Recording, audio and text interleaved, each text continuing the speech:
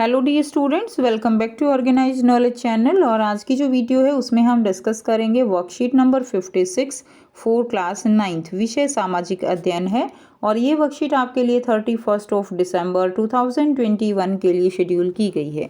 आज की जो वर्कशीट है प्यारे बच्चों, उसमें हम अध्याय शुरू करेंगे चैप्टर 3 आपका, ठीक है। हिस्ट्री का, इतिहास का चैप्टर 3 है आपका, नात्सीवाद और हिटलर का उदय। नात्सीवाद यानी इसको हम नाजीवाद भी कहते हैं, और हिटलर जो है उसका उदय कैसे हुआ। सभी बच्चों ने हिटलर का नाम ज़रूर सुना होगा, ठीक है। जब भी कोई अपनी तानाशाही दिखाता है तो आज भी हम उसको ये कह देते हैं ना कि हिटलर क्यों बन रहे हो। तो जो ये हिटलर वर्ड है, जो हिटलर जो नाम आया है वो कैसे आया, ठीक है, किस तरह से उन्होंने जर्मनी पर शासन किया, वो सब कुछ हम इस चैप्टर में पढ़ेंगे। वर्कशीट शुरू करने से पहले प्लीज़ बेटा चैनल को सब्सक्राइब कर दीजिए, बेल आइकन को प्रेस कर लो ताकि आपको आने वाली वीडियोस की नोटिफिकेशन वो समय से मिल जाए। देखिए क्या दिया गया है आज की वर्कशीट में। सबसे पहले चैप्टर शुरू करने से पहले हम थोड़ा सा जो है हिटलर और उसके जो नात्सीवाद विचारधारा थी, नाजीवाद विचारधारा थी, उसके बारे में थोड़ा सा समझ लेते हैं। जो हिटलर थे वो अपने आप में ही एक बहुत ही, आप कह सकते हो कि उस समय का भयानक नाम है। भयानक मैं क्यों कह रही हूँ, क्योंकि हिटलर ने जितना नरसंहार किया है, जितना इंसानियत को मारा है, शायद ही किसी ने इतना जो है अत्याचार जो इंसानियत है उस पे, जो इंसान है उस पे किया होगा, ठीक है। बहुत लोगों की हत्याएं करवाने में हिटलर का हाथ था, और इनकी जो विचारधारा थी उसको नात्सीवाद विचारधारा या नाजीवाद विचारधारा कहा जाता है, ठीक है। जो हिटलर था उसने, आप जो है अगर एक छोटा सा आंकड़ा अगर हम देखें तो इन्होंने जर्मनी में लगभग 60 लाख यहूदियों को मरवाया, 2 लाख जिप्सियों को मरवाया, 10 लाख पोलैंड के नागरिक मरवाए, और 70,000 जर्मनी के अपंग जो नागरिक थे उनको इन्होंने मौत के घाट उतार दिया। तो इतना मतलब नरसंहार जो है वो करने के लिए ही इस हिटलर को जो है, आप कह सकते हो कि इनका नाम जो है एक सबसे टॉप में आता है जिन्होंने इतना नरसंहार किया था। अब यहाँ पर जो दिया गया है, देखिए सबसे पहले आपको दिया गया है वाइमर गणराज्य का जन्म जो है वो कैसे होता है। तो सबसे पहले हमने पिछली वर्कशीट में क्या पढ़ा था कि जो प्रथम विश्व युद्ध है जो कि 1914 1 अगस्त 1914 को शुरू होता है और 9 नवंबर 1918 को प्रथम विश्व युद्ध जो है वो खत्म होता है, समाप्त हो जाता है। अब इस प्रथम विश्व युद्ध में जो पूरा संसार था वो 2 गुटों में जो है बट गया था, ठीक है। जैसे 2 जो है मेन गुट होते हैं ना, उनके साथ फिर दूसरे लग जाते हैं। तो ऐसा ही कुछ था कि मेन जो इसमें कंट्री, जो देश शामिल थे, उनमें एक तो मित्र शक्तियां थी और दूसरी थी केंद्रीय शक्तियां। जो मित्र शक्तियां थी उसमें जो देश थे वो थे फ्रांस, ब्रिटेन और रूस, जबकि जो केंद्रीय शक्तियां थी उसमें थे जर्मनी, ऑस्ट्रिया और तुर्की, ठीक है। ये जो है थे केंद्रीय शक्तियों में। अमेरिका भी आ गया था लेकिन वो 1917 में आया था। 1914 में युद्ध शुरू हो गया, 1917 में जो है उसकी एंट्री यहाँ पर होती है। अब प्रथम विश्व युद्ध में क्या होता है कि प्रथम विश्व युद्ध में फ्रांस और बेल्जियम पर कब्जा करके जर्मनी ने शुरुआत में सफलताएं हासिल की।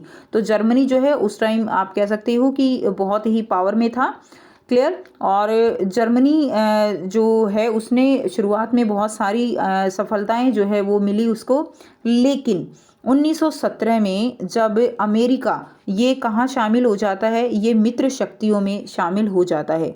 अब अमेरिका जो है वो बहुत ही शक्तिशाली देश था, ठीक है, आज भी शक्तिशाली है। तो होता क्या है कि इस जो ये खेमा है इसको काफ़ी ताकत मिल जाती है और जो मित्र शक्तियाँ हैं वो बहुत पावरफुल हो जाती हैं। अब इनकी पावरफुल इतनी ज़्यादा है कि इनके सामने केंद्रीय शक्तियाँ टिक नहीं पाती, ठीक है। और आखिरकार होता क्या है कि 9 नवंबर 1918 को जो जर्मनी है वो घुटने टेक देता है, और जैसे ही जर्मनी ने घुटने टेके तो ये युद्ध जो है वो बंद हो जाता है, ठीक है। तो मित्र देशों द्वारा केंद्रीय शक्तियों को हराने के बाद जर्मनी भी क्या कर देता है, घुटने टेकने को मजबूर हो जाता है। उसके बाद क्या होता है, अब जर्मनी जो है वो हार चुका है, यानी जर्मनी की अब हालत जो है वो क्या हो गई, खराब हो गई।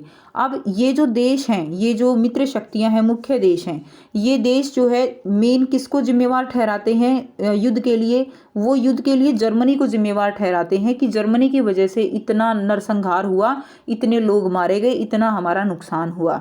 क्लियर। तो यहाँ पे फिर क्या होता है कि जर्मनी का जो राजा है, जर्मनी का राजा वो क्या करता है, वो जर्मनी की पराजय हो जाती है तो जो सम्राट है वो अपना पद त्याग देता है। क्लियर। और उस समय जब जो राजा अपना पद त्यागता है, उस समय जर्मनी के अंदर जो पार्टीज़ हैं, पॉलिटिकल पार्टीज़ जो होती हैं, उनको बनाने का भी ऑर्डर जो है वो दिया हुआ था राजा ने कि आप राजा तो है ही, आप साथ में जो है अपनी संगठन, अपनी पार्टियां भी बना सकते हो। तो उस समय पार्टियां भी जर्मनी में थी। अब उनके पद त्याग से क्या होता है कि जो पार्टियां थी वो क्या हो जाती हैं, वो एक्टिव हो जाती हैं। अब वो एक्टिव होती हैं तो उसके बाद क्या होता है कि वाइमर में एक राष्ट्रीय सभा की बैठक बुलाई जाती है कि भाई अब देश में कोई राजा नहीं है तो कोई ना कोई सरकार तो होनी चाहिए जो देश के शासन को, कामकाज को संभाले।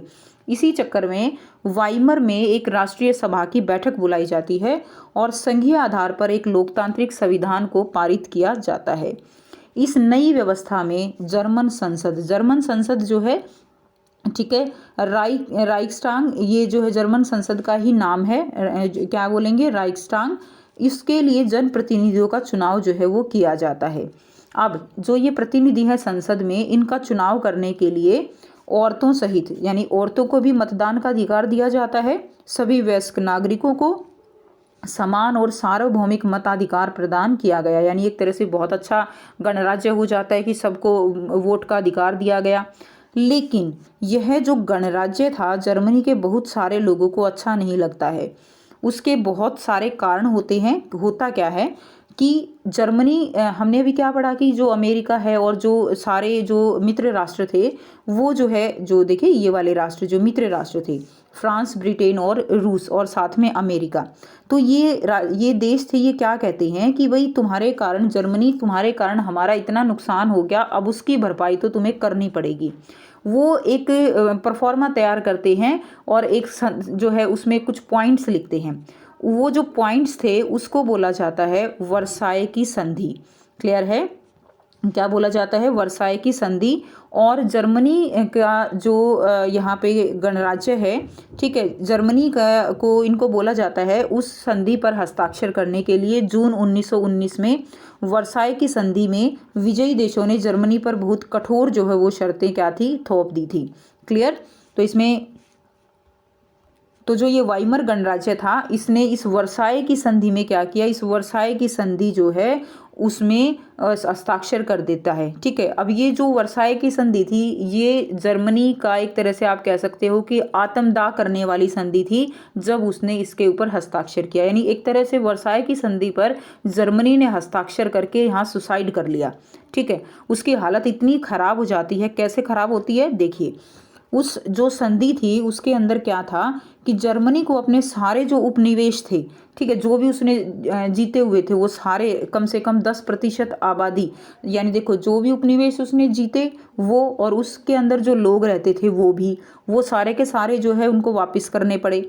ठीक है। 13% भूभाग देना पड़ा, 75% लो भंडार, 75% अपने जो संसाधन थे वो उनको देने पड़े, और 26% कोयला भंडार वो फ्रांस, पोलैंड, डेनमार्क, लिथुआनिया के हवाले करने पड़े। यानी जर्मनी का जो है हालत खस्ता हो गई। अब दूसरा क्या था, जर्मनी की सेना भी मित्र देशों ने भंग कर दी गई। ठीक है। जर्मनी को सेना रखने का भी अधिकार नहीं था। तीसरा, क्योंकि उनको जो मित्र राष्ट्र थे उनको क्या लगता था कि अगर इसके पास पावर हो गई जर्मनी के पास तो ये फिर सिर उठाएगा। ठीक है। और फिर विश्व युद्ध की स्थिति बनेगी, इसलिए उन्होंने उसके ऊपर ये भी शर्त थोप दी कि तुम्हारी अपनी कोई सेना भी नहीं होगी। युद्ध अपराध बोध अनुच्छेद के तहत, यानी तुम्हारे कारण युद्ध हुआ है, तुम उसके अपराधी हो, तो उसके तहत युद्ध की सारी तबाही के लिए किसको जिम्मेदार ठहराया गया, जर्मनी को जिम्मेदार ठहराया गया। इसके एवज में उस पर 6 अरब पौंड का जुर्माना जो है वो लगा दिया गया। ठीक है। कितने का, 6 अरब पौंड का, जो कि एक बहुत बड़ी रकम है किसी भी देश के लिए, किसी दूसरे देश को देने के लिए। तो 6 अरब पौंड का जुर्माना लगा दिया गया। अब इतना पैसा जो है वो जर्मनी को इकट्ठा करके इन राष्ट्रों को देना था। क्लियर। उसके बाद देखिए फिर क्या होता है, खनिज संसाधन वाला जो राइनलैंड था उसके ऊपर भी 20 के दशक में मित्र राष्ट्रों का ही कब्जा रहा। जो राइनलैंड था ये सबसे मेन एरिया था जर्मनी का जहाँ पर खनिज संसाधन जो है वो इसका धनी था, और 20 के दशक में बहुत सालों तक इन्होंने जो है इसके ऊपर राज किया, और एक तरह से जर्मनी का भंडार जो है वो धीरे धीरे खाली होने लगा। तो ये सारी कंडीशन बनी जिसके कारण जो हमारे पास यहाँ पे, तो इन सारी कंडीशनों के तहत जो है वाइमर गणराज्य लोगों को पसंद नहीं आया, क्योंकि उसके राज में ये सारे जो है काम जर्मनी में हुए थे। ठीक है। उसके बाद देखिए आगे हम नेक्स्ट वर्कशीट में पढ़ेंगे। अब आपको यहाँ पे बहुत ही आसान से जो है 3 प्रश्न दिए गए हैं जिनके आंसर हम डिस्कस करेंगे। पहला जो प्रश्न है वो है, प्रथम विश्व युद्ध में कौन कौन से देश शामिल थे। तो प्रथम विश्व युद्ध में 2 गुट मुख्य रूप से शामिल थे। तो मित्र शक्तियां थी फ्रांस, ब्रिटेन, रूस। ठीक है। आप इसमें जो है अमेरिका और डाल लीजिए। ठीक है। बाद में अमेरिका भी आ गया था 1917 में, तो अमेरिका और लिख लीजिए। केंद्र शक्तियां थी जर्मनी, ऑस्ट्रिया और तुर्की। तो ये जो है फर्स्ट का आंसर हो जाएगा। सेकंड क्वेश्चन है, जर्मन संसद को किस नाम से जाना जाता है। तो जर्मन संसद को राइक्सटाग के नाम से जाना जाता है। क्लियर। तो ये सेकंड का आंसर हो जाएगा। नेक्स्ट देखिए क्वेश्चन नंबर 3 है, जर्मनी में राजशाही के अंत तथा नई वाइमर साम्राज्य में समान तथा सार्वभौमिक अधिकारों के बाद भी बहुत सारे लोग जो है इस व्यवस्था से खुश नहीं थे। बहुत सारे लोग इस व्यवस्था से खुश नहीं थे। यानी जर्मनी में एक तरह से सबको अधिकार दिया गया, सबकी मनपसंद सरकार बनी, लेकिन फिर भी लोग खुश नहीं थे। क्यों? तो जर्मनी में वाइमर साम्राज्य के बाद भी लोग खुश नहीं थे, क्योंकि वाइमर साम्राज्य में कुछ ऐसी परिस्थितियां हुई जिससे जर्मनी की हालत जो है वो दयनीय हो गई। पहला क्या हुआ, वाइमर साम्राज्य में वर्साय की संधि पर हस्ताक्षर करना, यानी वर्साय की संधि एक तरह से जर्मनी का सुसाइड करना था। दूसरा क्या था, देश में उद्योग और व्यापार जो है वो पिछड़ गए और बेरोजगारी बढ़ गई। तीसरा, जर्मनी की जो मुद्रा थी उस राज्य में, जर्मनी की मुद्रा थी मार्क, वो एक तरह से अमूल्यवान हो गई, यानी उसका मूल्य ही डॉलर के सामने बिल्कुल खत्म हो गया था। नंबर 4 है, फ्रांस का औद्योगिक क्षेत्रों पर कब्जा करना। तो फ्रांस ने जो जर्मनी के औद्योगिक क्षेत्र थे, राइनलैंड था जैसे, उनके ऊपर कब्जा कर लिया था, जिससे जर्मनी के जो भंडार थे, उद्योग भंडार, खनिज भंडार, वो सब जो है खत्म होने लगे थे। ठीक है। तो इसीलिए लोग जो है वाइमर जो साम्राज्य था उससे खुश नहीं थे। तो ये थी स्टूडेंट्स आपकी आज की एसएसटी की वर्कशीट। आई होप सभी बच्चों को ये क्लियर है। कोई भी डाउट है तो आप पूछ सकते हो। वीडियो अच्छी लगे तो प्लीज़ इसको लाइक करिए, शेयर करिए और सपोर्ट करिए। Thanks for watching students. मिलते हैं नेक्स्ट वीडियो में नेक्स्ट वर्कशीट के साथ। Take care, bye bye.